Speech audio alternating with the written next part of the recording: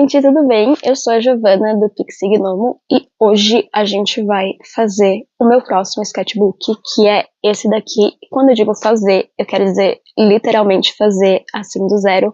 Então a gente vai costurar as páginas, a gente vai fazer a estampa da capa, a gente vai colar o elástico, vai fazer tudo até ele chegar nesse caderno lindo que tá aqui na minha mão. Eu não diria que esse é exatamente um tutorial, porque eu não sou muito boa com tutoriais, mas eu tentei filmar ali e explicar do melhor jeito que eu podia. As partes mais complicadinhas, tipo a parte da costura, eu vou tentar achar vídeos que são um pouco mais detalhados sobre e linkar eles na descrição ou aqui nos cards.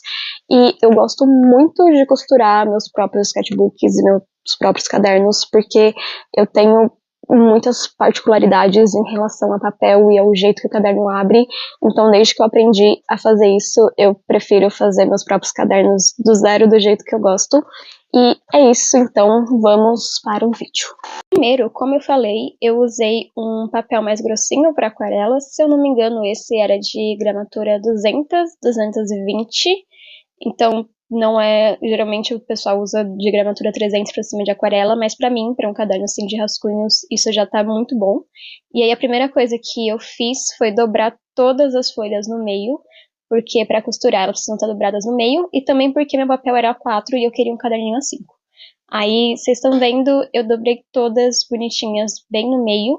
E aí agora eu vou começar o processo de fazer isso. Eu não sei como chama isso, mas na gringa eles chamam de signature, que é tipo você colocar, dividir as folhas em grupos, assim, sabe? Colocar uma folha dentro da outra. Como esse papel é muito grosso, eu fiz só 2 folhas, mas se você estiver usando um papel um pouco mais fino, pode fazer, tipo, 5 folhas, 4 folhas uma em cima da outra.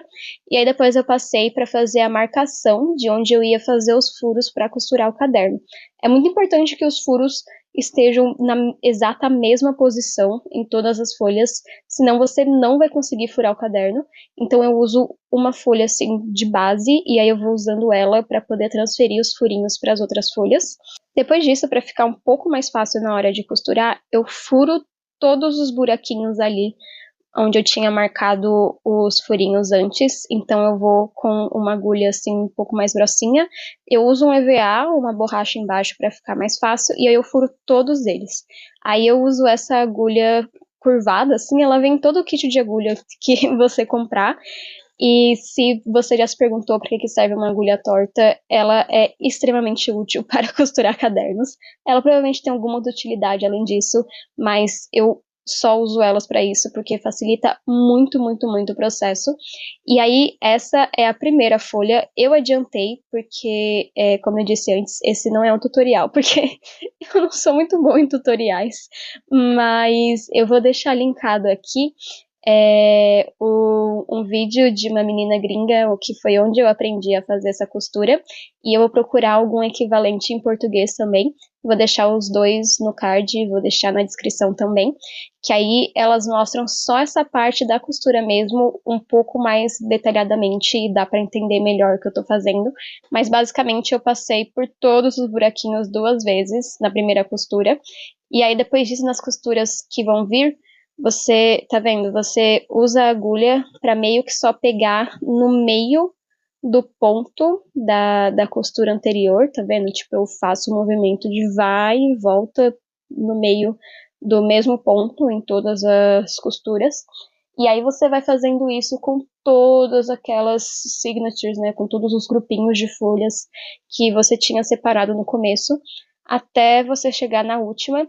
Aí nessa parte eu já tinha costurado todas as folhas que eu queria que fossem pro meu caderno, então foi só dar o nozinho final. Toda vez que precisava dar um nó, eu só tipo dava uns 3 ou 4 nozinhos para ficar preso. Não me preocupei com o acabamento dessa parte da lombada, porque eu sabia que eu ia cobrir ela depois. Então agora a gente vai fazer a capa do nosso sketchbook para cobrir essa lombada feia e também para cobrir o papel Paraná, um papel mais durinho que a gente vai usar para fazer a capinha dele. Eu queria muito, muito, muito fazer um carimbo personalizado, porque começou a aparecer muitos vídeos para mim do pessoal meio que entalhando carimbos, sabe? Tipo, esculpindo carimbos naquelas borrachas especiais. Eu cheguei a comprar uma borracha, só que eu não consegui esperar chegar, eu tava muito ansiosa pra fazer isso. Então, eu usei essas borrachas de escola mesmo, que eu tinha aqui. E aí, eu fiz esse desenho do besourinho e passei ele pra borracha com grafite mesmo. E aí, depois eu fui reforçando as perninhas dele com a lapiseira. E aí, na hora de entalhar, como eu não tinha também as ferramentas, porque eu também não aguentei esperar elas chegarem, eu usei essa faquinha de precisão, que eu geralmente uso para fazer coisas de papelaria, de journal, assim, para cortar adesivo e tal. E aí eu fui usando ela para poder cortar. Confesso que foi um processo, assim, não só demorado, mas também perigoso. Eu me cortei com ela, então tomem cuidado se vocês forem fazer a mesma coisa ou só usem as ferramentas certas. E aí, como eu ia usar um tecido de algodão para fazer a capa, eu usei essa tinta de tecido da Acrylex para poder carimbar o meu besourinho. Então, eu carimbei ele uma vez ali no papel, vi quais partes ainda estava faltando dar uma polida com a faquinha e fui lá e poli. E aí eu usei, isso foi um trabalho de risografia, serigrafia, eu acho, que uma amiga minha fez, e aí ela fez vários e me deu tipo uns 4 desses. Um deles tá na minha parede, mas os outros estavam parados aqui. Então eu usei um deles para fazer a capa do meu sketchbook, como ele tinha esse papel mais durinho. E aí foi só cortar ele do tamanho que eu queria e depois posicionar ele no tecido. Eu tô usando um tecido de algodão cru mesmo, que é um tecido bem baratinho e eu acho ele muito versátil. Então eu meio que uso ele pra tudo.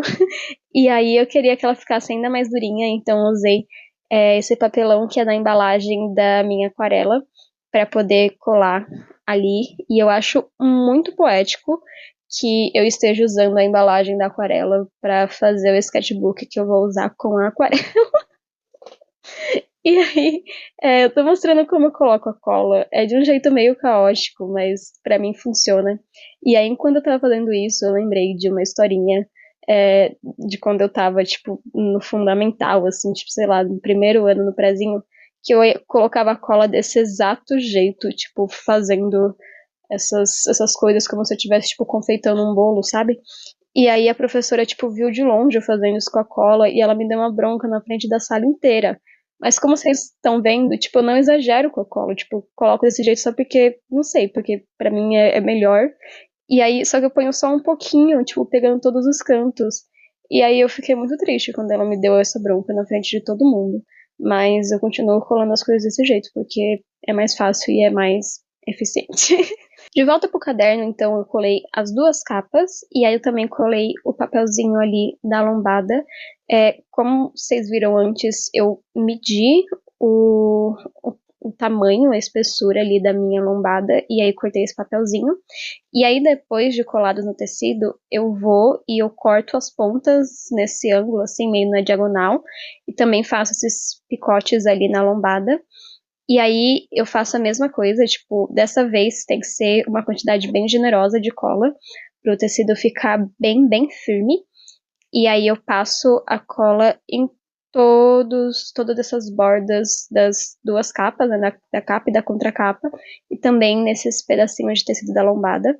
E aí na lombada eu uso uma régua para poder marcar esse espacinho que fica entre ela e o tecido. Eu acho que eu deixo um espacinho de mais ou menos 1 milímetro, talvez 2 milímetros, e ele é muito importante porque ele ajuda o livro a abrir e fechar assim propriamente, então não esqueçam do espacinho, senão o seu sketchbook, o seu livro, ele não vai fechar.